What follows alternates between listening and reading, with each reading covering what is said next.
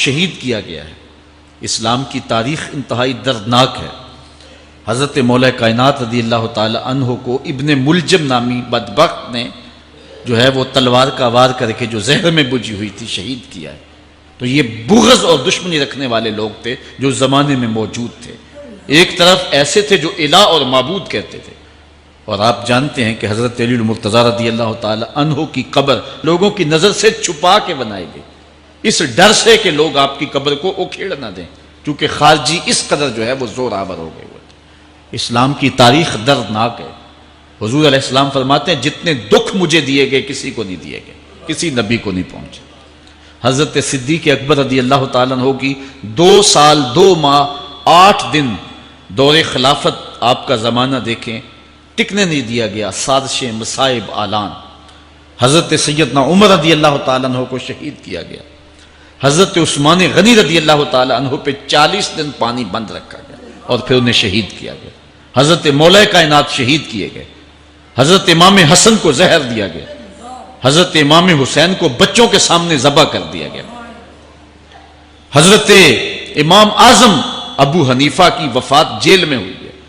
امام احمد بن حنبل کے بدن پہ اتنے کوڑوں کے نشان تھے کہ جب قمیض اٹھاتے تھے تو ہر جگہ کوڑوں کے نشان ہی نظر آتے۔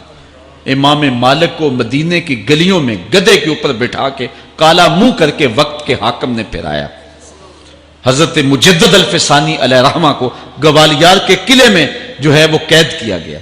علامہ فضل حق خیر آبادی کو جزیرہ انڈمان کالے پانیوں کی سزا دی گئی۔ اہل حق کی تاریخ دیکھیں، دردناک تاریخ ہے۔ آج بھی کابل میں، کندھار میں، قلعہ جنگی میں، دشت لیلہ میں، تورا بورا میں، تکریت میں، موصل میں، بغداد میں، کشمیر میں، غزہ میں، یہاں برما میں دیکھو کون سی قیامت نہیں توڑی جا رہی ہے۔ ہمارے ساتھ ماضی دیکھیں تو ہمیں بغداد کی وہ دردناک کہانی سامنے آتی ہے جب انسانی کھوپڑیوں کا مینار تعمیر کیا جا رہا ہے، اور منگول سردار نے اپنی فوج کو حکم دیا تھا کہ جو کسی مسلمان کا سر نہیں لائے گا اس کا سر کاٹ کے اس مینار پہ لگائیں گے۔ پھر لوگ پیسے لے کے پھرتے تھے کہ مسلمان کا پتہ دے اور اس کی کھوپڑی کاٹی جائے۔ کچھ لوگ جان چھپانے کے لیے تہہ خانوں میں گھس گئے، پھر دجلہ کا بند توڑا گیا۔ 1.25 لاکھ لاشیں ہم نے تہہ خانوں سے نکالی تھی۔ اندلس کی تاریخ پڑھیں، ہمارے ساتھ جو قیامت توڑی گئی۔ مصر کے اندر 30,000 فاطمی کو شہید کیے گئے۔ غریب و سادہ و رنگی ہے داستان حرم، نہایت اس کی حسین اور ابتدا ہے اسماعیل۔ یہ اسلام کی تاریخی درد سے، خون سے بھری پڑی ہے۔ تو حضرت مولا کائنات سیدنا علی المرتضیٰ رضی اللہ تعالی عنہ کو اس وقت اگر خدا کہنے والے بدبخت تھے تو ان کو شہید کرنے والے، اور اس ڈر سے کہ ان کی قبر کو کھیڑ نہ دیا جائے، خارجی اتنے زور آور ہیں تو ان کو جو ہے وہ لوگوں کی نظروں سے چھپا کر کے جو ہے وہ رکھا گیا۔ اور ایک دور وہ بھی آیا کہ ممبروں پہ بیٹھ کے مولا علی کو گالیاں دی جاتی تھی۔ یہ تاریخ میں یہ دور بھی آیا، آپ پڑھیں تاریخ۔ بنو امیہ کا ایسا دور بھی دنیا نے دیکھا ہے۔ اسی لیے حضور نے فرمایا تھا من سب علیٰ فقد سبنی، جس نے میرے علی کو گالی دی اس نے مجھے گالی دی۔ اور لوگوں نے ممبروں پہ بیٹھ کے باقاعدہ حکومت کی طرف سے یہ جو ہے وہ قانون تھا کہ تمہارا خطبہ مکمل نہیں ہوگا جب تک علی کو گالی نہیں دو گے۔ یہ لمحے بھی آئے جب اس دور میں دشمن علی موجود تھے، مبغضین موجود تھے، اور افراط محبت میں رکھنے والے موجود تھے۔ تو یہ دور تو اسلام کا حضور کے دور سے 1400 سال پیچھے ہے، تو یہاں بغض رکھنے والے بھی موجود ہیں۔ اس عنوان کے ساتھ اگر عنوان چھیڑوں تو یہ لمبی گفتگو ہو جائے گی، یہ میرا موضوع نہیں ہے، لیکن اتنی بات میں کہوں گا، اللہ کا شکر ادا کرو، اللہ نے تجھے اہل بیت کے در کا بھی غلام بنایا ہے اور صحابہ کا بھی غلام بنایا ہے۔ کچھ لوگ صحابہ کا نام لے کے اہل بیت کو برا کہتے ہیں، کچھ اہل بیت کا نام لے کے صحابہ کے خلاف بکواس کرتے ہیں۔ ہمارے بزرگ فرمایا کرتے تھے صحابہ نبی کے در والے ہیں، اہل بیت نبی کے گھر والے ہیں۔ ہم کہتے ہیں گھر والوں تجھے بھی ہمارا سلام، در والوں تجھے بھی ہمارا سلام۔ ہم در والوں کو بھی سلام کرتے ہیں، گھر والوں کو بھی سلام کرتے ہیں۔ کسی نے حضور خطیب الاسلام سے پوچھا تھا کہ حضرت عائشہ افضل ہیں یا حضرت فاطمہ افضل ہیں؟ پوچھنے والے نے تو صاحبزادہ کو پھنسانا چاہا تھا، لیکن جن کے عقیدے صاف ہوں وہ پھنستے نہیں ہیں، ان کے عقیدے واضح ہوتے ہیں۔ تو حضرت صاحبزادہ نے فرمایا کہ میاں اگر دیکھو بیٹی ہونے کی حیثیت سے تو فاطمہ بیٹی ہے نبی کی اور عائشہ بیٹی ہے ابو بکر کی، ابو بکر کی بیٹی نبی کی بیٹی سے افضل تو نہیں ہو سکتی. اور اگر دیکھو بیوی ہونے کی حیثیت سے، فاطمہ بیوی ہے علی کی اور عائشہ بیوی ہے نبی کی. علی کی بیوی نبی کی بیوی سے افضل تو نہیں ہو سکتی. تو یہ اپنے عقیدے کو واضح کر دیا. اللہ آپ کو سلامت رکھے اور حق کی راہوں کا مسافر رکھے. آج کا عنوان ہے حضرت مولا کائنات کے اقوال حکمت، ان کی زندگی کا نچوڑ. اللہ نے بصیرت کا جو نور اور جو ہے وہ دانش اور فہم و ادراک کے جو اجالے مولا کائنات کو دیے تھے وہ انہی کا مقصود ہے. ایک ایک بات سے نور نکلتا ہے. اور اللہ قرآن میں فرماتا ہے جس کو حکمت عطا کر دی گئی اس کو خیر کثیر عطا کر دیا گیا. حکمت وہ اس بات کو کہتے ہیں کہ جس کو لوگ نقل کریں اور جس سے فائدہ حاصل ہو. حضرت مولا کائنات کی باتوں کو لوگوں نے لکھا، یاد کیا اور آگے منتقل کیا. آج سارا دن اور گزشتہ شب حضرت مولا کائنات کے بہت سارے فرامین کو پڑھا ہے، سینکڑوں کے اعتبار سے مختلف کتب سے کھنگالا ہے. اور جس طرح وہ ایک مکھی شہد نچوڑتی ہے، ایک ایک پھول پہ بیٹھ کر کے رس تیار کرتی ہے، ایک شہد آپ کے لیے تیار کیا ہے. اور آج کی مجلس میں آپ کی نظر کرنا چاہ رہا ہوں. اور دیکھیے کہ مولا کائنات حکمت کے کیسے دروازے ہیں. اسی لیے حضور نے فرمایا آنا دار الحکمت و علی بابھا، آنا مدینۃ العلم و علی بابھا. میں حکمت کا گھر ہوں، علی دروازہ ہے. میں حکمت کا شہر ہوں، علی اس کا دروازہ ہے. تو شریف لوگ شہر میں دروازے کے راستے ہی جایا کرتے ہیں. دیواریں پھلانگ کر کے جانا شریف لوگوں کا شیوا نہیں ہوتا ہے. علم کی خیرات لینی ہے تو مولا علی کی دہلیز پہ آنا ہوگا. حضرت مولا کائنات فرماتے ہیں میں نے اپنے ارادوں کی شکست سے اپنے رب کو پہچانا ہے. جو میں منصوبہ بندی کرتا ہوں نتیجہ یہ نکلے گا، میرا خیال ہوتا ہے یہ ہوگا، لیکن ایسا نہیں ہوتا. ہوتا وہ ہے جو رب کو منظور ہوتا. اس لیے میں اپنے ارادوں کی شکست سے اپنے رب کو پہچانا ہے. حضرت مولا کائنات زندگی گزارنے کا ڈھب، اسلوب اور طریقہ بتا رہے ہیں. سنو، فرماتے ہیں خالط الناس مخالطتاً ان متم معہا بقو وان عشتم ہنو الیکم. لوگوں کے ساتھ ایسی زندگی گزارو کہ اگر تم مر جاؤ تو لوگ روئیں کہ کوئی قیمتی متاع کھو گئی، اور اگر تم زندہ رہو تو لوگ تمہاری صحبت کے مشتاق رہیں، تمہاری مجلس میں بیٹھنے اور تمہارے پاس آنے کی آرزو اپنے سینے میں رہیں. مرو تو زمانہ تڑپے، تمہاری موت پہ لوگوں کے سینے میں دل دہل جائیں، اور جیو تو لوگ تمہاری خدمت میں حاضر ہونا اپنے لیے ایک سعادت مندی سمجھیں. مولا کائنات رضی اللہ تعالی عنہ دشمن پر طاقت پانے والے کے لیے ایک نصیحت کرتے ہیں. فرماتے ہیں اذا قدرت علی عدوک فاجعل العفو عنہ شکرا للقدرت علیہ. جب تو دشمن پر غالب آ جائے تو دشمن پر غالب آنے کا شکریہ کیا ادا کرنا ہے. دشمن ایک بہت بڑی مصیبت ہے، لیکن دشمن زیر دام آ گیا اور وہ تیرے قابو میں آ گیا اور اس کا سر تیرے پاؤں تلے ہے. اب اللہ کا شکر اس حال میں کہ مالک تو نے دشمن پر مجھے غلبہ دیا، طاقت دی، تو شکر کیا ہے؟ تو حضرت مولا کائنات فرماتے ہیں دشمن پر غالب آنے کا شکریہ یہ ہے کہ دشمن کو معاف کر دو. یہ بڑے لوگوں کا شیوا ہوتا ہے. جب دشمن قابو آ جائے تو پھر اس سے درگزر کرنا، یہ اللہ تعالیٰ کا شکر ادا کرنا ہے. یہ اللہ تعالیٰ جل شانہ کی اس کرم نوازی کا شکریہ ادا کرنا ہے. زہد کیا ہے؟ حضرت مولا کائنات رضی اللہ تعالی عنہ کا ایک 4 لفظی فرمان سنیے، اور زہد کی تعریف کتنی خوبصورتی کے ساتھ کی. فرمانے لگے افضل الزہد اخفاء الزہد. بہترین زہد یہ ہے کہ زہد کو پوشیدہ رکھا جائے. بہترین زہد یہ ہے کہ زہد کو پوشیدہ رکھا جائے. ہم تو اپنی عبادتوں، اپنی نیکیوں، اپنی سماجی خدمات کے اشتہار چھپواتے ہیں نا. وہ کسی زمانے میں ہم سنتے تھے نیکی کر دریا میں ڈال، اور اب کہتے ہیں نیکی کر اخبار میں ڈال. یہاں زہد، ترک دنیا، اللہ تعالیٰ کی عبادت کا جو ذوق بندے کو نصیب ہوتا ہے، وہ بہترین اور افضل زہد کیا ہے؟ کہا زہد کو پوشیدہ رکھنا، یہ افضل زہد ہے. حضرت مولا کائنات کا ایک اور فرمان سنیے اشرف الغنا ترک المنا. بہترین دولت مندی کیا ہے؟ جس کے پاس مربے زیادہ ہیں، جس کے پلازے زیادہ ہیں، جس کا بینک بیلنس زیادہ ہے، جس کے پاس جو ہے وہ بہت ساری دولتیں ہیں، سونا اور چاندی کے انبار ہیں، کون سب سے زیادہ دولت مند ہے؟ افضل دولت مندی کیا ہے؟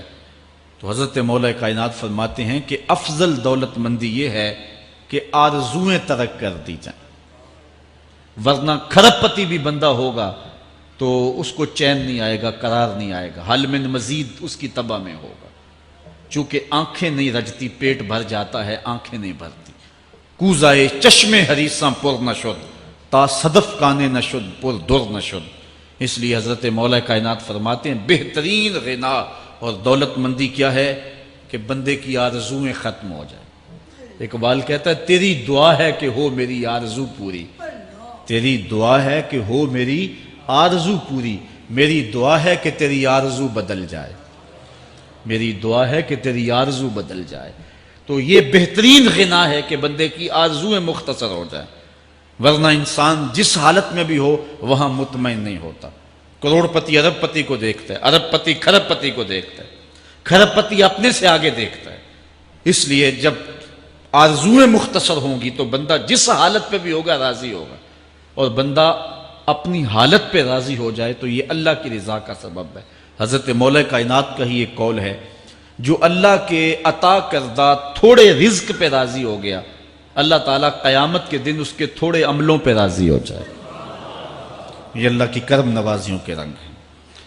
حضرت مولا کائنات کی ایک اور حکمت آمیز بات سنیں، فرما رہے ہیں سیئات تسوء کا خیر عند اللہ من حسنۃ توجب کا، وہ برائی جو تجھ کو پریشان کر دے، دکھی کر دے، اذیت میں مبتلا کر دے، وہ گناہ جو تیرے ضمیر پہ بوجھ بن جائے، تو اپنے آپ کو حقیر سمجھنے لگ جائے، چھوٹا سمجھنے لگ جائے، گناہگار سمجھنے لگ جائے، جس برائی سے تجھے دکھ پہنچے وہ اس نیکی سے بہت اچھا ہے وہ تیرا برائی کرنا جو تجھے تکبر میں مبتلا کر دے۔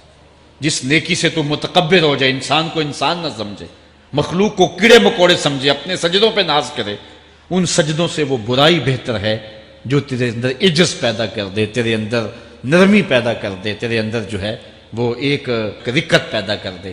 وہ برائی جو ہے وہ اس نیکی سے بہتر ہے۔ حضرت مولا کائنات کا ایک اور فرمان دیکھیے، لا غنا کل عقل ولا فقر کل جہل ولا میراث کل ادب ولا ظہیر کل مشاورہ۔ کتنی خوبصورت باتیں ارشاد فرمائیں۔ فرمایا عقل جیسی دولت کوئی نہیں، عقل جیسی دولت کوئی نہیں ہے، اور جہالت جیسی غربت کوئی نہیں۔ جو شخص جاہل ہے وہ کروڑوں میں بھی کھیلتا ہے تو وہ غریب ہے۔ اللہ نے عقل کا چراغ دیا ہے تو اس کے پاس دولت نہیں بھی ہے تو عقل بہت بڑی دولت ہے۔ تیسری بات، ولا میراث کل ادب، اور ادب جیسی وراثت کوئی نہیں۔ ایک بندے کو ادب کی دولت مل گئی تو اس کو سب کچھ مل گیا۔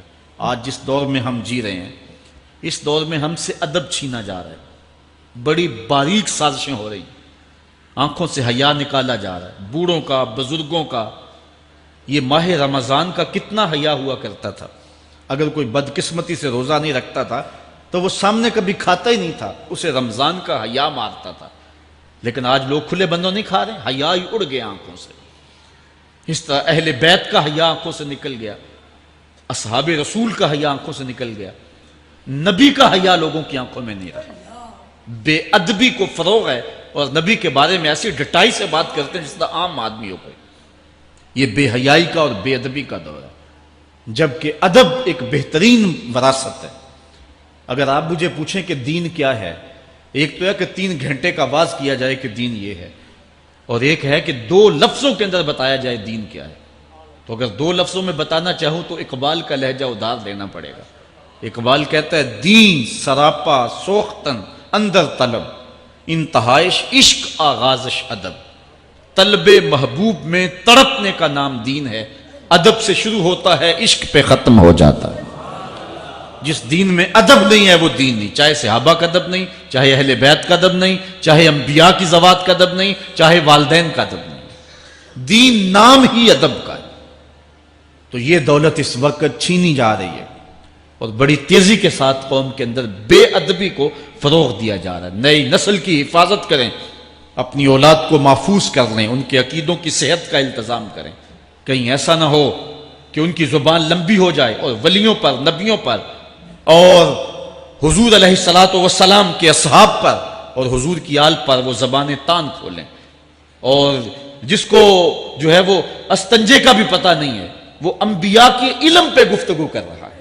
شرم نہیں آتی کس کا علم تول رہے ہو، کس کی ذات کو ناپ رہے ہو؟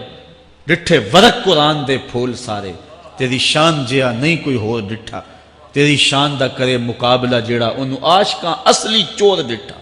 کوئی نور آکھے کوئی بشر آکھے، پیندہ رات دینے ایہو شور ڈٹھا، اللہ والیاں گل مکا دیتی تساں ہور ڈٹھا اساں ہور ڈٹھا۔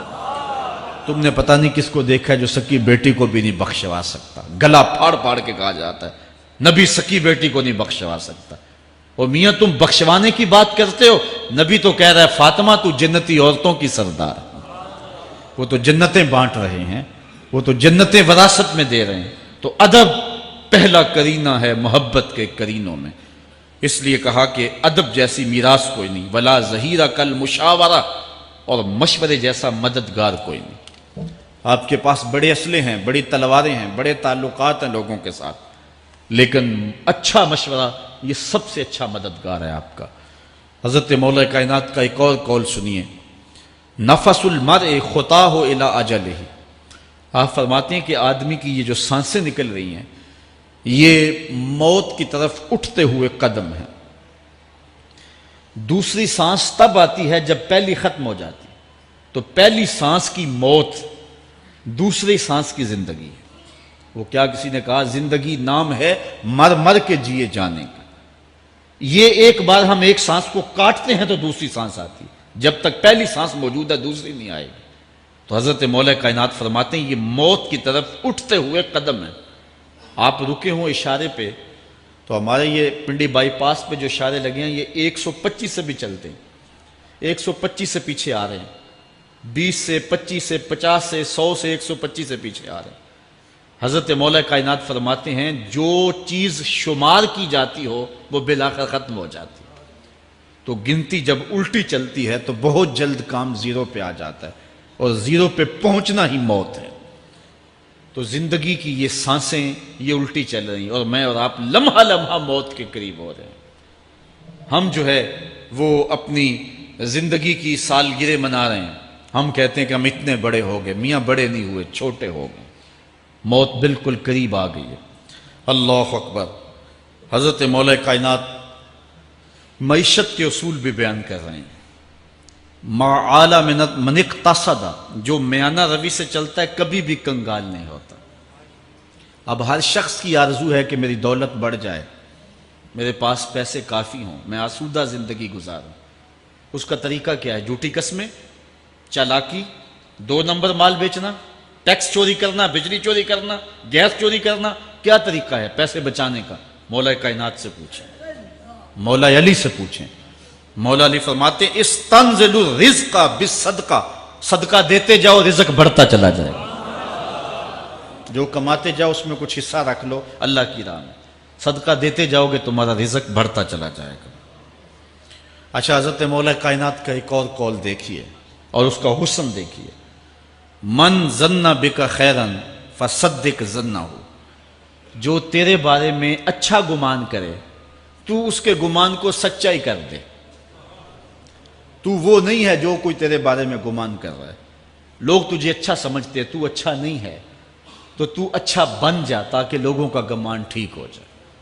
اعلی حضرت عظیم البرکت امام احمد رضا خان فاضل بریلوی علیہ رحمہ، آپ کے بارے میں لوگوں کا گمان تھا کہ حافظ قرآن ہیں، آپ حافظ نہیں تھے، تو آپ کے بارے میں یہ گمان پیدا ہو گیا کہ یہ حافظ ہیں۔ تو رمضان کا موسم آیا تو کسی نے کہا حضرت اس مرتبہ آپ ہی سنا دیں، تو اعلی حضرت نے سوچا یہ میرے بارے میں اچھا گمان کرتے ہیں، چلو حافظ بانی جاتے ہیں۔ اعلی حضرت نے قرآن 1 مہینے میں حفظ کیا ہے، دن کو پڑھتے تھے، شام کو سنا دیتے تھے کہ جو لوگوں کا گمان ہے میں اس کے مطابق ہی ہو جاؤں۔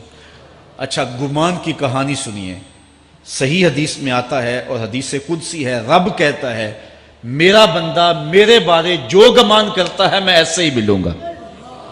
اس لیے اپنے رب کے بارے میں اچھا گمان کرنا چاہیے کہ ہمارا رب ہمیں معاف کر دے گا اور ہمارے گناہوں سے درگزر فرمائے گا۔ حضرت مولا کائنات کا ایک اور حکمت آمیز جملہ سماعت کیجئے، من عظم صغار المصائب ابتلاہ اللہ بکبارہا۔ چھوٹی سی مصیبت آ جائے جو بندہ واویلا شروع کر دے، مصیبت آ گئی، چھوٹی سی بیماری آئے تو شور کرے، چھوٹی سی مصیبت آئے تو شور کرے، اللہ اس کو پھر بڑی مصیبت میں مبتلا کر دیتا۔ جہاں ضرورت نہیں ہے وہاں اظہار کی کیا ضرورت؟ بیماری ہے تو ڈاکٹر کو بتاؤ، بندے کو بتانے کا کیا فائدہ ہے؟ ہمارے ایک دوست ہیں کہ وہ کہتے ہیں کہ پہلے اگر کسی سے پوچھتے تھے نا کہ کیا حال ہے تو وہ کہتا تھا شکر ہے، اور آج کسی سے پوچھے تو وہ کہتا ہے شوگر ہے۔ یعنی اللہ تعالیٰ جل شانہ نے اگر تمہیں کسی ابتلا میں مبتلا کر دیا ہے تو اس کا شور، اس کا واویلا نہ کرو۔ جو چھوٹی مصیبت پر واویلا کرے گا اللہ پھر اس کو بڑی مصیبت میں مبتلا کر دے گا۔ حضرت مولا کائنات کا ایک اور حکمت آمیز جملہ سماعت کیجئے، آپ فرماتے ہیں زندگی گزارنے کا گر اور طریقہ، فرماتے ہیں عظم الخالق عندک یصغر المخلوق فی عینک۔ اگر تیری نظر میں خالق بڑا ہوگا تو پھر مخلوق چھوٹی ہو جائے گی۔ اگر اللہ کی عظمت کا تجھے لحاظ ہے کہ وہ بہت عظیم ہے تو پھر مخلوق کی پرواہ نہیں ہوگی۔ حضرت مولا کائنات رضی اللہ تعالیٰ عنہ فرماتے ہیں کہ ایک باندی کے ہاتھ کے اندر خنزیر کی انتڑیاں ہوں، میں دنیا کو اتنی نظر سے بھی نہیں دیکھتا۔ تو یہ انسان اللہ کی عظمتوں کا اور اللہ کی شانوں کا جب لحاظ اسے ہوتا ہے تو پھر دنیا اس کی نظر میں جو ہے وہ کوئی قدر و قیمت نہیں رکھتی۔ ایک روایت میں آتا ہے جس کو اللہ نے قرآن دیا اور اس نے دنیا داروں کو دیکھا رشک کی نظر سے کہ ان کو دولت دی گئی، ان کو فلاں دیا گیا، میں تو بہت پیچھے رہ گیا۔ قد حقر ما آتاہ اللہ، اس نے اللہ کی عطا کو حقیر جانا۔ وہ میاں انہیں دولت دی گئی ہے، رب نے تجھے اپنا قرآن عطا کیا، تو پھر جو ہے وہ تو حقیر تو نہیں ہے، تجھے تو اعلیٰ چیز عطا کر دی گئی ہے۔ تو جس نے اللہ کی عظمت اور خالق کی عظمت کا اقرار کیا پھر مخلوق اس کی نظر میں کوئی حیثیت نہیں رکھتی ہے۔ کن فی الفتنۃ کابن اللبون لا زہر فیرکب ولا درع فیحلب۔ جب فتنے دنیا پہ پھیل جائیں تو مولا کائنات نصیحت کرتے ہیں پھر زندگی کیسے گزارنی۔ یہ دور بھی فتنوں کا دور ہے۔ حضرت مولا کائنات فرماتے ہیں جب فتنے معاشرے میں پھیل جائیں تو پھر اونٹ کے 2 سالہ بچے کی طرح ہو جا کہ اگر لوگ اس پہ سواری کرنا چاہیں تو وہ سواری کے قابل نہ ہو، اور لوگ اگر اس کا دودھ دونا چاہیں تو وہ دودھ نہ دے، یعنی وہ فتنے کو کسی طرح سے بھی تقویت نہ دے، اس طرح کا ہو جا جس طرح اونٹنی کا 2 سال کا بچہ ہوتا ہے۔ حضرت مولا کائنات فرماتے ہیں من حاسب نفسہ رابحہ ومن غفل عنہا خاسرہ ومن خاف آمنہ ومن اعتبر ابصر ومن ابصر فہم ومن فہم عالم۔ فرماتے ہیں کہ جس نے اپنے نفس کا محاسبہ کیا اس نے نجات پا لی، اور جو اپنے نفس کے محاسبے سے غافل رہ گیا اس نے خسارے کا سودا کیا۔ جو اللہ سے ڈرا وہ امن پا گیا، اور جس نے زندگی سے عبرت حاصل کی اس کی آنکھوں میں روشنی آ گئی، بصیرت کا اسے نور مل گیا، اور جسے بصیرت کا نور مل گیا وہ فہم و فراست کی دولت سے مالا مال ہو گیا۔ ومن فہم عالمہ، اور جس کو فہم مل گیا وہی شخص عالم بن گیا۔ مختلف سیغے یاد کرنے سے عالم نہیں بنتا، فہم و فراست کا نور اگر مل جائے تو یہ ہے علم کا جمال، آخرت کی فکر رکھنے والا عالم۔ بلکہ مولا کائنات فرماتے ہیں العلم علمان مطبوع و مسموع۔ علم 2 علم ہیں، ایک وہ ہے جو من میں راسخ ہو اور ایک وہ ہے جو کانوں تک رہتا ہو۔ فرماتے ہیں ولا ينفع المسموع اذا لم يكن المتبوع۔ جو سنا ہوا علم نفع نہیں دیتا جب تک وہ من میں اتر نہ جائے اور باطن کے اندر روشنی نہ کر دے۔ حضرت مولا کائنات کی ایک اور نصیحت ذرا غور سے سنیے، فرمایا تمہارے سامنے نیکوکار اور بدکار برابر نہ ہو، کہ نیک بھی جو ہے وہ اسی انداز میں ہو اور برا بھی، اس کا سلوک بھی تمہارا ایک جیسا ہی ہو۔ ایسا کرنے سے نیکوں کی ہمت پست ہو جائے گی اور خطاکار اور بھی شوخ ہو جائیں گے۔ ہر آدمی کو وہ مقام دینا چاہیے جس کا وہ اپنے عمل کے اعتبار سے مستحق ہے۔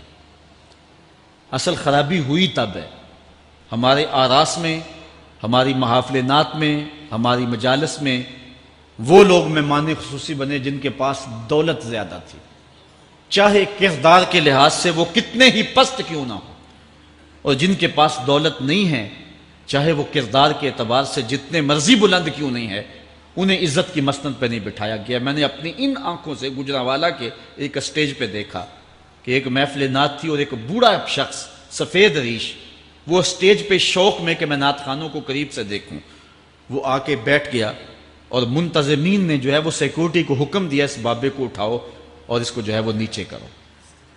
یعنی لوگوں کی قدر و منزلت ان کے دولت کے قد کے مطابق کی جاتی، جو کل شراب خانے میں مہمان خصوصی تھا آج وہ محفل نعت میں مہمان خصوصی ہے، جو جتنا بڑا ڈاکو ہے اتنا ہی بڑا جو ہے وہ عزت پاتا ہے۔ کیوں؟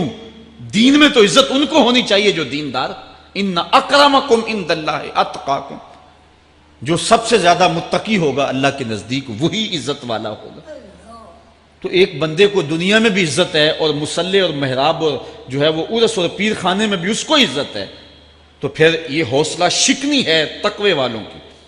حضرت مولا کائنات فرماتے ہیں اور خطا کار اور بھی شوق ہو جائے گا، بلکہ ہم نے جو انداز اختیار کیا ہوا ہے، ایک شعر پڑھتے ہیں ہمارے نعت خاں کہ چلو دربار نبی میں چلیں، کھوٹے سکے بھی جہاں پہ چلتے ہیں، اور پھر جو ہے وہ سارے لوگ نوٹ پھینک رہے ہوتے ہیں، شرابی بھی نوٹ پھینک رہا ہے، جوا کھیلنے والا بھی پھینک رہا ہے، جس نے رشوت سے پیسے کمائے وہ بھی پھینک رہے ہیں اور خوش ہو رہے ہیں کہ کھوٹے سکے بھی وہاں چلتے ہیں، جبکہ ان اللہ طیب ولا یقبل الا الطیب، حدیث میں آتا ہے اللہ فرماتا ہے کہ اللہ طیب ہے اور پاکیزہ کے علاوہ قبول ہی نہیں کرتا۔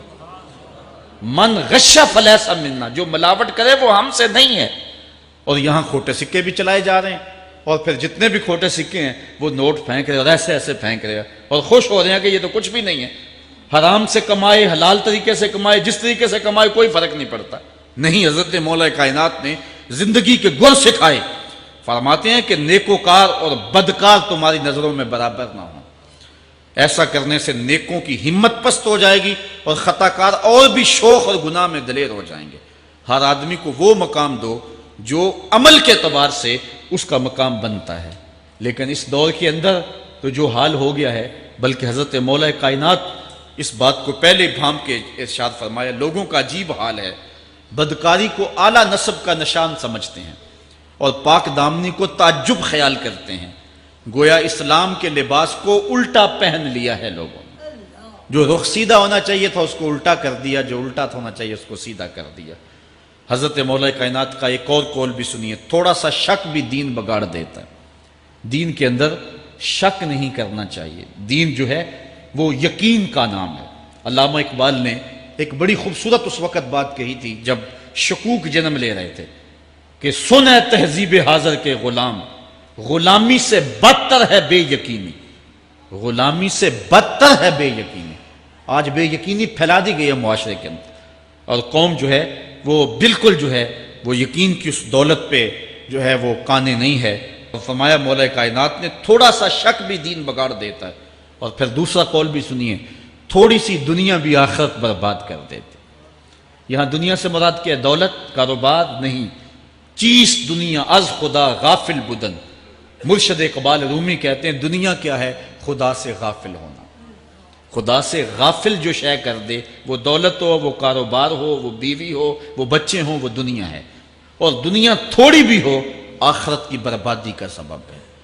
حضرت مولا کائنات فرماتے ہیں پرہیزگاری کے سوا حلم درست نہیں ہوتا، اور طمع کی موجودگی میں دین سلامت نہیں رہ سکتا۔ اگر میرے اندر لالچ ہے تو میں یہاں ممبر پہ بیٹھ کے حق نہیں بول سکتا، اگر میرے اندر لالچ ہے تو میں اسمبلی میں بیٹھ کے حق نہیں بول سکتا۔ جب طمع ہو تو پھر دین سلامت نہیں رہتا، اور جب طمع نہ ہو تو بندہ سولی پہ چڑھ کے بھی حق ہی بولتا ہے۔ دوواں گلاں وچوں 10 درویشا، میرے حضور کی بل عالم فرماتے ہیں دوواں گلاں وچوں 10 درویشا، تینوں کیڑی گل کو بھولی، عالم اوپر ممبر بولے عاشق اوپر سولی۔ جب تک تھوڑی طمع بھی انسان کے اندر ہے تو بندہ پھر اس کا دین سلامت نہیں رہ سکتا.